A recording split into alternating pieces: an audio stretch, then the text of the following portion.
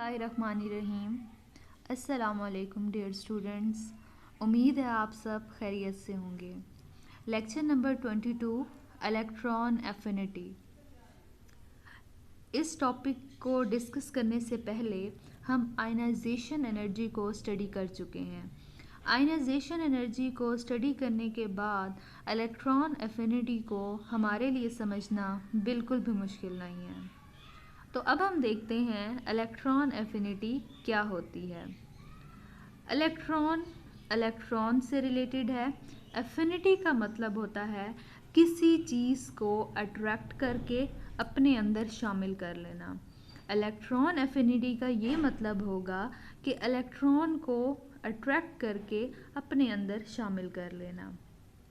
Electron affinity को generally E से represent किया जाता है। अब हम देखते हैं कि इलेक्ट्रॉन एफिनिटी एक्चुअली होती क्या है। किसी भी न्यूट्रल एटम के अंदर जब बाहर से इलेक्ट्रॉन ऐड किया जाएगा तो इस दौरान जो अमाउंट ऑफ एनर्जी रिलीज होती है उसे इलेक्ट्रॉन एफिनिटी कहते हैं।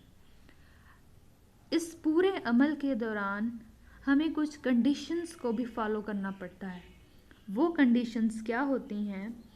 एक तो ये कंडीशन होती है कि एटम का गैसियस स्टेट में होना बहुत ज़रूरी है। दूसरा, जब इसके शेल के अंदर हम इलेक्ट्रॉन ऐड कर रहे हैं तो उस शेल को खाली होना चाहिए या आधा या पार्शली फिल्ड होना उसका बहुत ज़रूरी है। अब इसकी एक एग्ज़ाम्पल देख लेते हैं।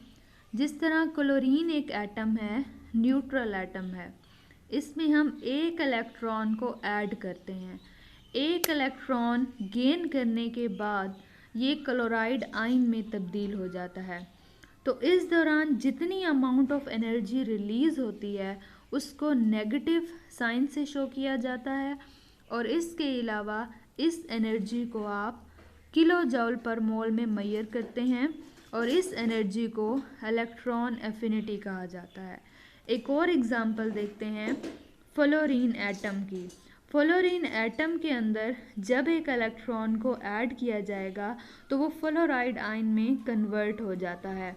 फ्लोराइड आयन में कन्वर्ट जैसे ही होगा तो इस दौरान एनर्जी रिलीज़ होती है और इस एनर्जी को भी आप इलेक्ट्रॉन एफिनिटी कहते हैं, लेकिन इसकी अमाउंट डिफरेंट होगी क्योंकि एटम डिफरेंट है। इलेक्ट्रॉन एफिनिटी को हम न्यूक्लियस की अट्रैक्शन के तौर पे भी मेजर कर सकते हैं। कोई भी एटम जिसकी इलेक्ट्रॉन एफिनिटी ज़्यादा होगी तो इसका ये मतलब होगा कि वो अपने अंदर इलेक्ट्रॉन ज़्यादा आसानी से ऐड करने की सलाहियत रखता है। ऑब्वियसली इसमें भी कुछ फैक्टर्स होते हैं, उन फैक्टर्स को भी अब हम डिटेल से देखेंगे।